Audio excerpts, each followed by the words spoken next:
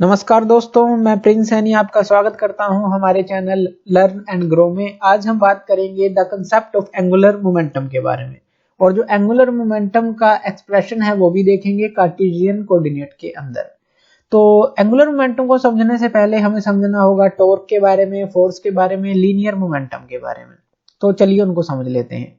तो सबसे पहले जो टॉर्क है वो होती क्या है? टॉर्क हमारी होती है रोटेटिंग और टर्निंग इफेक्ट। आप इसको कोई टर्निंग इफेक्ट कह सकते हैं कि किसी चीज को टर्न करना या किसी चीज को रोटेट करने की कोशिश करना, तो with the effect of force, यानी कि फोर्स जब आप लगाएंगे तो कोई चीज टर्न या रोटेट करेगी। जैसे आप दरवाजे को खोलते हैं तो आप उसमें फोर्स लगाते हैं तो वो एक एक्सिस के थ्रू जो है टर्न होता है, तभी वो ओपन होता है या क्लोज होता है।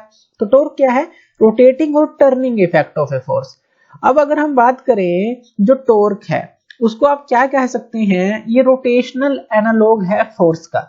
रोटेशनल एनालॉग का मतलब क्या है कि जो फोर्स है ये जैसे जैसे चेंज होगी, ये वो जो क्वांटिटी है, फिजिकल क्वांटिटी, जब ये चेंज होगी तो उसी के कारण से टॉर्क प्रोड्यूस होगा। रोटेशनल एनालॉग यानी कि जब ये चेंज होगी तो रोटेशनल इफेक्ट जो है इसको ये टॉर्क क्रिएट करेगी एक तरह का, या कहें कि रोटेशनल इफेक्ट वो प्रोड्यूस करेगी। तो आप इसको बोल सकते हैं रोटेशनल एनालॉग ऑफ फोर्स।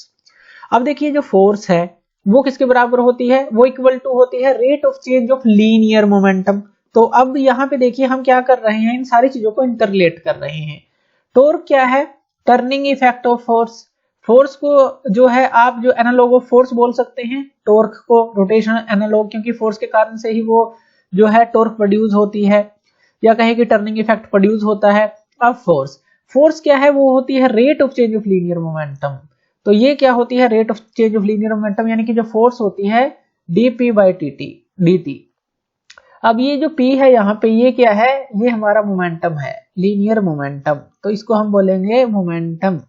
तो ये क्या है? Force equal to rate of change of linear momentum, यानी कि यहाँ पे rate of change of linear momentum हमने दिखाया है dp बाई dt। तो फोर्स हमारी ये होती है। अब हमने टॉर्क और फोर्स को रिलेट किया। अब इसी तरह से अगर हम रिप्रेजेंट करें टॉर्क को as the rate of change of some quantity, जैसे हमने फोर्स को यहाँ पे दिखाया rate of change of linear momentum, इसी तरह अगर हम टॉर्क को रिप्रेजेंट कर सकें rate of change of some quantity, किसी क्वांटिटी की, तो ये जो क्वांटिटी होगी ये रोटेशनल एनालॉग होगा। जैसे कि ये रोटेशनल एनालॉग था फोर्स का जो कि टॉर्क था, इसी तरह से ये भी रोटेशनल एनालॉग होगा, लेकिन ये किसका होगा? लीनियर मोमेंटम का होगा। ये इस लीनियर मोमेंटम का रोटेशनल एनालॉग होगा, और इसी को हम बोलेंगे एंगुलर मोमेंटम। अब देखिए ये तो स्ट्रेट लाइन में होता है जो हमारा लीनियर मोमेंटम है, इस तरह से। अगर हम इसको रोटेट कर दें, इस पॉइंट के अबाउट जो है इस तरह से रोटेट कर दें, तो ये जो है एक तरह का एंगुलर मोमेंटम हो जाएगा।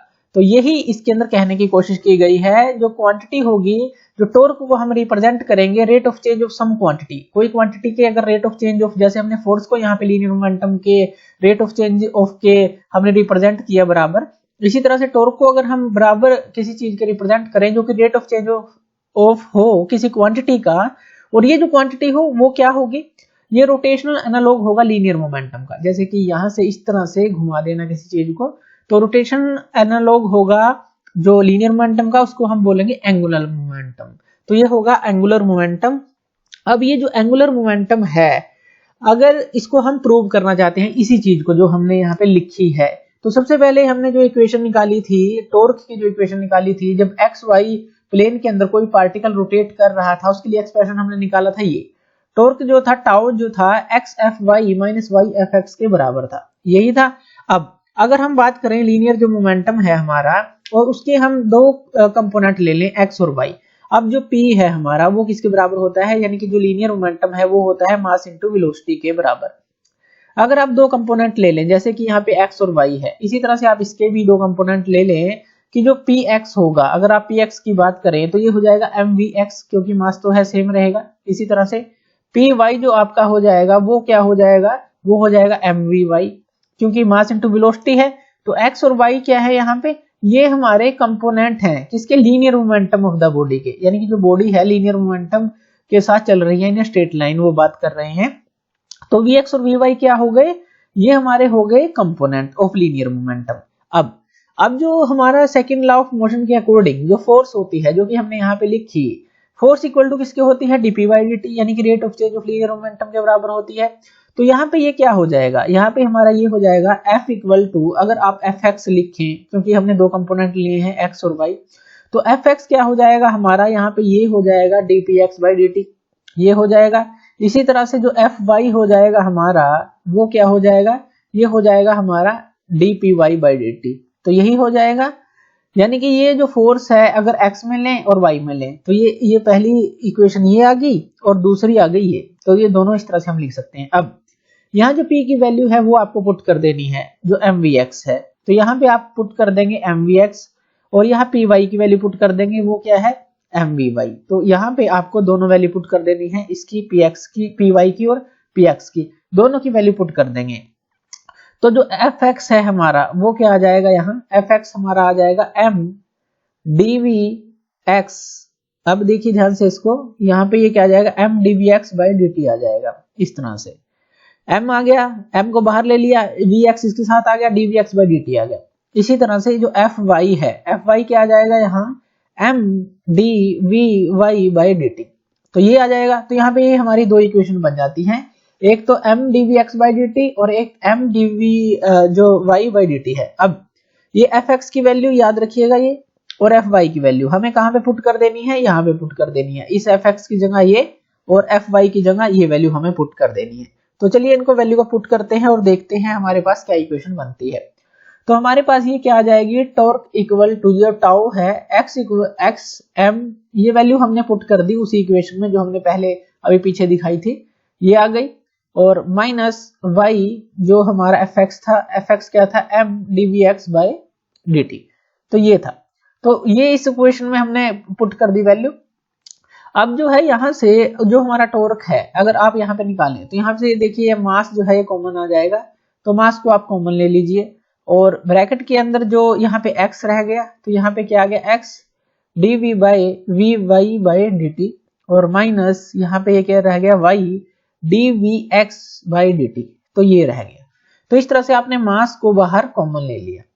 अब हमें क्या करना है, जो rule of differentiation of product है उसके थ्रू हम इसको कैसे लिख सकते हैं, तो वो जो है हम इस पे अप्लाई करेंगे।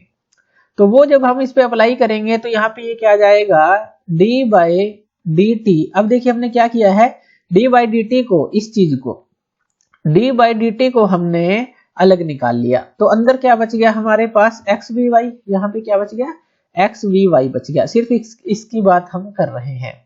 और इसी तरह से यहाँ से भी हमने ये d बाई dt जो है, ये d बाई dt जो है बाहर निकाल लिया, दोनों में से d बाई dt इस तरह से, तो यहाँ xvy बच गया, यहाँ माइनस yvx बच गया, यहाँ क्या आ गया माइनस yvx आ गया, तो ये आ गया। अब ये जो चीज है इसको हम दोबारा से ट्रांसफॉर्म करते हैं, यानी कि इसके अंदर जो है डिफरेंशिएशन ऑफ प्रोडक्ट लगाते हैं, तो उसके अंदर क्या हो जाएगा हमारा, ये पहले तो देखिए x को हम बाहर ले लेंगे और dvy बाई dt आ जाएगा, यानी कि आपने क्या करना है, x को बाहर ले लिया और dvy बाई dt आ गया। पहले तो आपने ये बाहर लिया, dvy बाई dt आ गया, फिर vy को आप बाहर ले लेंगे और dx बाई dt आ जाएगा, इस तरह से ये होता है। तो आपने क्या किया, vy को बाहर ले लिया, dx बाई dt आ गया। अब इसी तरह से इस केस के लिए करना है, अब यहाँ माइनस का साइन है तो माइनस आ जाएगा, तो यहाँ पे जो है माइनस जो है y है, पहले y को बाहर ले लीजिए, तो ये क्या आ जाएगा dvx बाई dt। ये जो फॉर्मूला होता है, जो रूल है वही हमने अप्लाई किया है, फिर माइनस क्या आ जाएगा यहाँ पे vx dy बाई dt। अब vx बाहर आ गया, dy बाई dt, तो इस तरह से आ जाएगा। अब यहाँ पे देखिए जब आप इसको सोल्व करेंगे तो यहाँ पे देखिए dx बाई dt है आपके पास, इसी तरह से यहाँ पे क्या है dy बाई dt है। अगर dx बाई dt क्या है, डिस्टेंस बाय टाइम है, तो आप इसको क्या लिख सकते हैं, vx लिख सकते हैं। इसी तरह से dy बाई जो dt है इसको आप क्या लिख सकते हैं, आप इसको vy लिख सकते हैं, यानी कि वेलोसिटी है, तो dx बाई dt यानी कि change in distance by change in time कह सकते हैं, तो small distance by small time interval वो बोल सकते हैं। तो vx हो गया वेलोसिटी, ये vy हो गया, ये आप फॉर्मूला लिख सकते हैं। जब आप इसको लिखेंगे देखिए vy vx है, ये प्लस का है, यहाँ पे ध्यान दीजिएगा, और यहाँ माइनस है vx vy, यानी कि दोनों ही टर्म सेम हो जाएंगी, यानी कि ये जो है टर्म कैंसल आउट हो जाएंगी। अब ये दोनों टर्म कैंसल आउट हो गई, तो यहाँ पे आपके पास क्या बचा, x dy बाई dt और यहाँ पे ये माइनस क्या बचा, y dvx बाय dt, ये बच गया। तो ये आपके पास आ गया। अब ये जो है, ये जो चीज है ये पूरी है, इसको हम पुट कर देंगे जो ऊपर वाली ये इक्वेशन है। अब देखिए x dvy बाय dt है minus y dvx by dt है, यही है हमारे पास। तो यहाँ पे जो टॉर्क है, अब यानी कि ये जो टॉर्क है इस फॉर्मूले के बराबर था। अब यहाँ पे टॉर्क जो है ये किसके बराबर आई, इस चीज के बराबर, यही तो हमने निकाली थी, ये अंदर वाली चीज ही हमने ली थी, ये वाली m तो हमने छोड़ दिया था, यही चीज हमने ली थी। तो यहाँ पे क्या आ जाएगा, m और ये वाली, ये जो सारी चीज है ये इसके बराबर आ गई है, अब इसके बराबर। तो ये आप लिख सकते हैं, यानी कि m यहाँ पे ये क्या आ जाएगा, d बाई डी टी, और यहाँ पे ये क्या आ गया, x v y minus y v x, ये आ गया। तो यहाँ पे m आ गया और इसकी जगह, सारी की जगह ये आ गई, ये पुट हो गई क्योंकि हमने इसके बराबर इसको निकाल लिया। अब देखिए यहाँ से जो d बाई डी टी है इसको तो आप बाहर ही रखें और m को आप अंदर ले जाएं। तो m को आप अंदर ले जाएंगे तो यहाँ पे क्या हो जाएगा, x m v y minus इसी तरह से y m v x, ये हो जाएगा। m को आपने अंदर मल्टीप्लाई कर दिया। अब देखिए जो लीनियर मोमेंटम होता है p mv के बराबर होता है। अगर हम इसको x के केस में निकालें, px किसके बराबर था, mvx के, और जो py था वो किसके बराबर था, mvy के। यानी कि लीनियर मोमेंटम क्या है, मास इंटू वेलोसिटी का प्रोडक्ट है। तो यहाँ पे mvy है, mvx है, तो यहाँ पे ये क्या आ जाएगा, d बाई डी टी, और यहाँ पे ये क्या आ जाएगा, यहाँ x px y है तो x py आ गया, तो यहाँ पे x py minus y px, ये आ गया। तो यहाँ पे आ गया आपका कि आपने d by d t x p y minus y p x यहाँ पे लिख दिया। अब ये जो है, ये जो टर्म है इसको अगर आप जो है L पुट कर दें, एक मान लीजिए टर्म अभी L पुट कर रहे हैं, तो यहाँ पे क्या आ जाएगा, जो टॉर्क किसके बराबर आ जाएगा, इसकी जगह पूरी की जगह L आ जाएगा। यानी कि जो टॉर्क है वो किसके बराबर आ गया, हमारा टॉर्क आपके बराबर आ जाएगा D L by D T के बराबर आ जाएगा। ये इक्वेशन आपको मिलेगी टॉर्क की। अब यहाँ पे ये जो L है, यहाँ पे L हमारा क्या है, ये है हमारा एंगुलर मोमेंटम। तो ये क्या है, एंगुलर मोमेंटम। क्यों, क्योंकि हमने स्टार्टिंग में क्या कहा था कि अगर हम टॉर्क को एक ऐसी क्वांटिटी के इक्वल रख दे जो रेट ऑफ चेंज हो, रेट ऑफ चेंज हो किसी चीज का, तो वही है यहाँ पे बोलेंगे angular momentum of the body. तो यहाँ पे dl बाई dt जो है, यानी कि L क्या है यहाँ पे, एंगुलर मोमेंटम जो है ऑफ द बॉडी का, उस तरह से इसको रिप्रेजेंट करेंगे। तो इस तरह से जो है आप जो टॉर्क का एक्सप्रेशन है या कहें कि कंसेप्ट ऑफ एंगुलर मोमेंटम जो है आप समझ सकते हैं। तो ये था हमारा कंसेप्ट ऑफ एंगुलर मोमेंटम। ये जो इक्वेशन है ये रिप्रेजेंट करती है expression for angular momentum in Cartesian coordinate. तो थैंक यू वीडियो देखने के लिए, और इसी तरह की वीडियोस के लिए आप हमारे चैनल लर्न एंड ग्रो पे हमें सब्सक्राइब कर सकते हैं। धन्यवाद।